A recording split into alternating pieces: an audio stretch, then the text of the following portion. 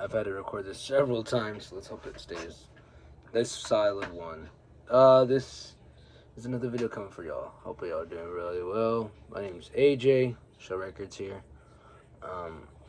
Playing in the background, Enter the Dragon, the 25th anniversary edition. Playing it in honor of one of my best friends in life, Chris Tamanaga, who sadly passed away this week. Chris was a original member of the Emos venue in Austin. There's a Emos is a punk venue. It's still around, but it's totally different than what it used to be in the 90s to 2011. And Chris worked there from the first day it opened until I think around 03 or 04. Sadly, he was in a car accident that left him paralyzed. He was hit by a drunk driver, and it was a hit and run. And they never found the person. And Chris was paralyzed for 18 years. That's from 03 until the time of his passing, or whenever. I can't think of the math. But Chris was one of my best friends. I met him during COVID through mutual friends. Went to him for business. I bought a bunch of t-shirts for him. I resell for a living, so I bought t-shirts for him. But most of what I bought for him, I kept because he ended up becoming one of my best friends. We had so much sentimental value in this stuff that I felt I had to honor by keeping it around longer, by making sure I stay with it. And I was a fan of the stuff that he had. We were both fans of a lot of stuff. We had a lot of stuff in common. And he became one of my best friends in life. And yeah, this week's been hell without him.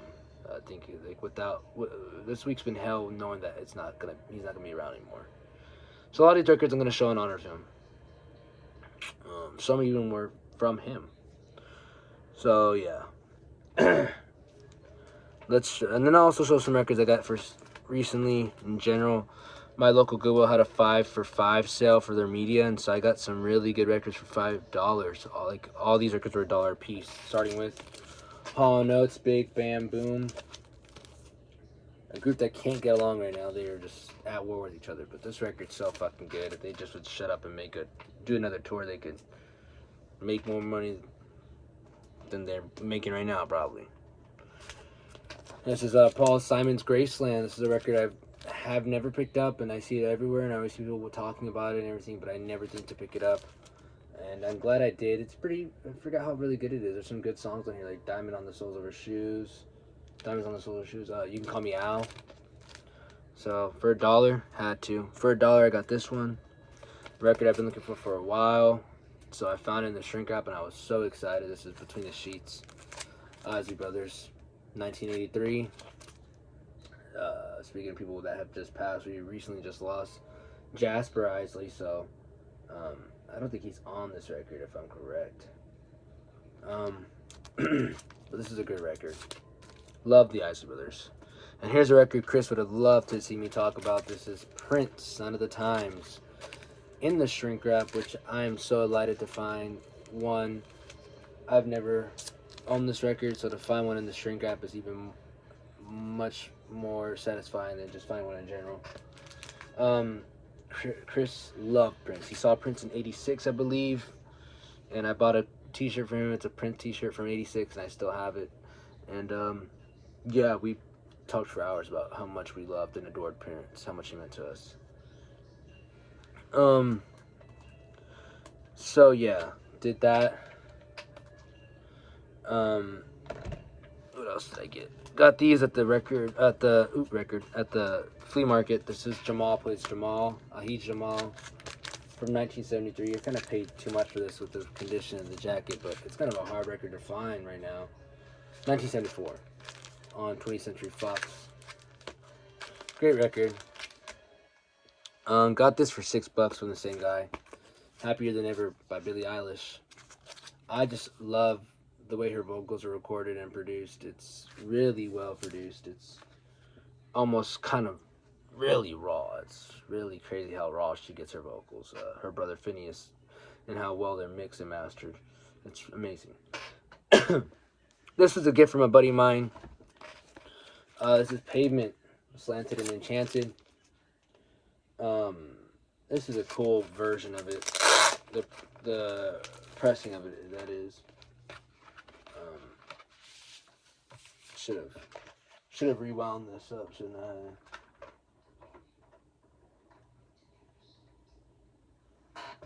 I? I'll let that rewind. This is a crazy splattered version. It's cool to have that. But yeah, that was a gift from my buddy Mark, who played in a band called Shotzi back in the day. Also played in Fuck Emos, one of my favorite bands from Austin. But he worked with me at Texas Music Office right here. Found that in my jacket from the other day, so it's all sticky. I don't know why. But yeah. Cheers. Got to see the Dwarfs recently. I'm trying to cover this up. This is didn't do a good job. This is this is the Dwarfs are young and good looking. This is the record that got me into the Dwarfs. Got it signed by Nick Oliveri and Blag. But I love the Dwarfs. The Dwarfs got me into underground punk. They changed my life for the best and for the worst. I got into them. Funny story, I got into them. I found a 7-inch of We Must Have Blood. And I used to go to Saturday school when I was in high school. Just like 10 years ago or so, maybe more. Yeah, 10 years ago. Not trying to make myself sound old. I'm not trying to act old at all, but I would go to this guy's warehouse and help him move records before Saturday school, an hour before, because Saturday school started at 11 and so did his cell. But if I got there an hour before, I could help him move boxes. If I did, he'd let me go through the records first, so I'd do that. And I would have to buy records. He had them $3 a piece, sometimes $5 a piece. And I left some good records back there. But some of the records I got from him I still have because the condition was so mint on them. But that was the time where I found like a lot of records I adore now. Like I got Sade's Promise there. I got Jane's Addiction, Nothing Shocking for $3, and that is how I first heard that record in its entirety. Changed my life. The Wall by Pink Floyd, still have that mint copy. The Dwarfs, We Must Have Blood, Lower Class Brats, 7-inch. Those two 7-inches I still have. And yeah, they changed my life forever, especially the Dwarfs one. And then that same week I saw this band. This is Queens of Stone Age, Songs for the Deaf. Got this signed by Nick Oliveri. This is the reissue because the original is, I want the original so bad, but I don't want to. I don't have the funds right now to fish out for the originals like I used to. With Chris passing, I've kind of been listening to like my somber music. For some reason, depressing music makes me feel really good. This is Tonight's Night by Neil Young. Chris did not like Neil Young. But this is a good original copy. I need a minty copy, personally.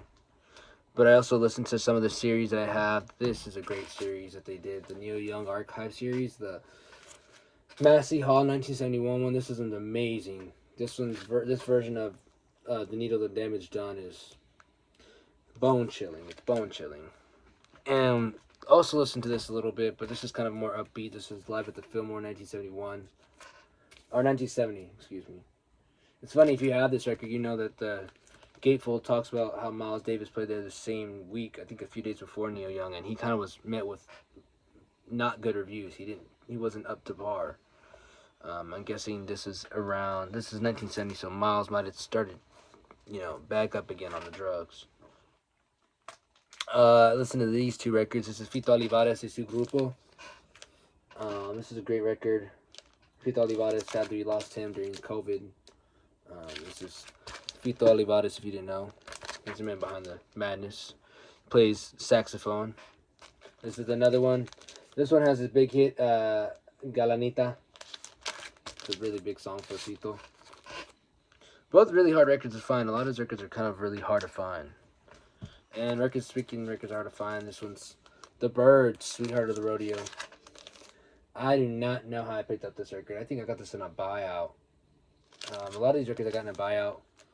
This one and the next one. And it was at a time when I wasn't looking for records. I came across records that were pretty hard to find for me when I was looking for them. For next to nothing. This is Grievous Angel. Graham Parsons. If you know this record, you know that Emmylou Harris is on this record, but she's not mentioned on it unless you look at the back with Emmylou Harris. This is a posthumous record released right when Graham passed. Sadly, he was working on this record and he passed. Untimely death.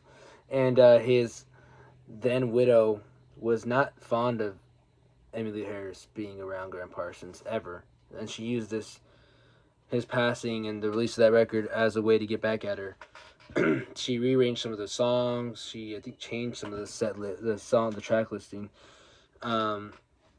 And I believe she took out some Emmylou songs, but she also made it to where it says with Emmylou Harris on the back of the record and not the front. She didn't want her name anywhere near Graham Parsons. She always thought that there was something more going on, which is just wild.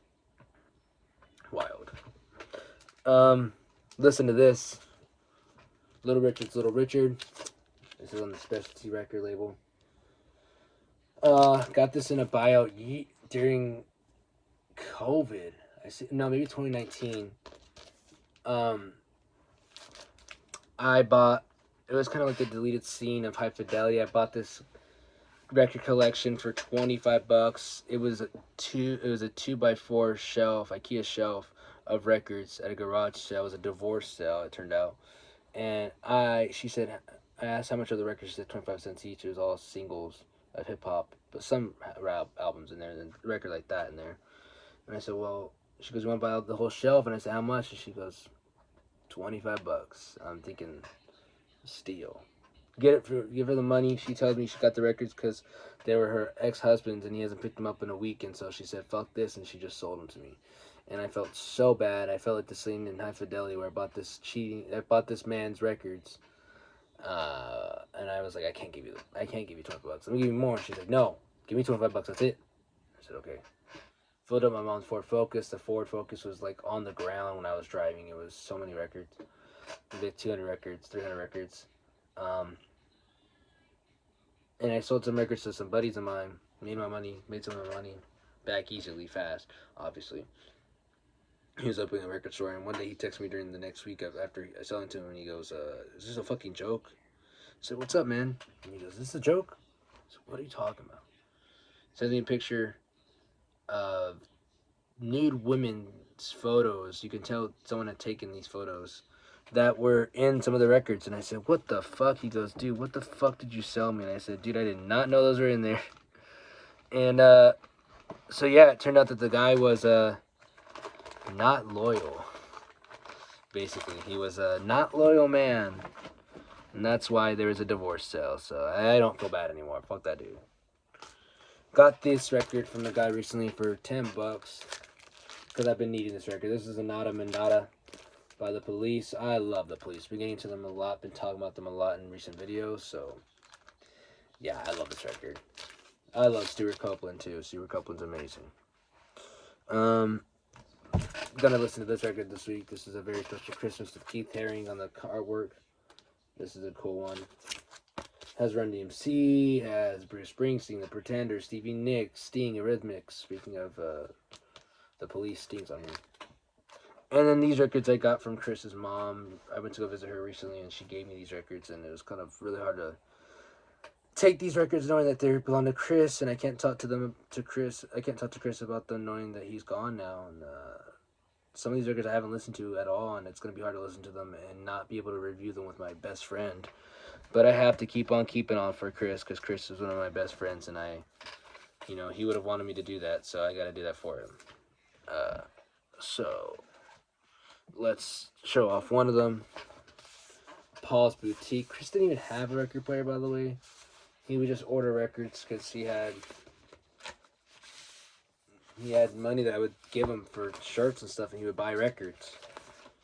But this is a cool pressing on this like purple maroonish hue with the Beastie Boys capital. Yeah, this is a record. We talked about Beastie Boys a lot. We both adore Beastie Boys. I love them.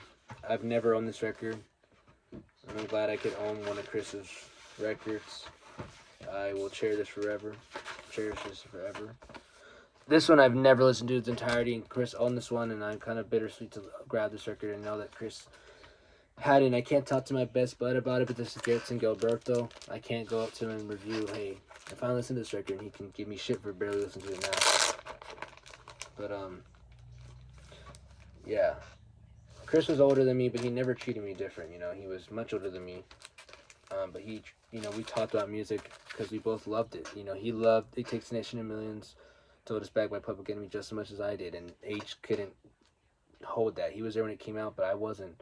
But we talked about it because we both adored that record, and that's why I always appreciated Chris. He never held the age difference thing against me. I was like, yeah, but you don't understand. He was very, do we both love it? So let's love it together.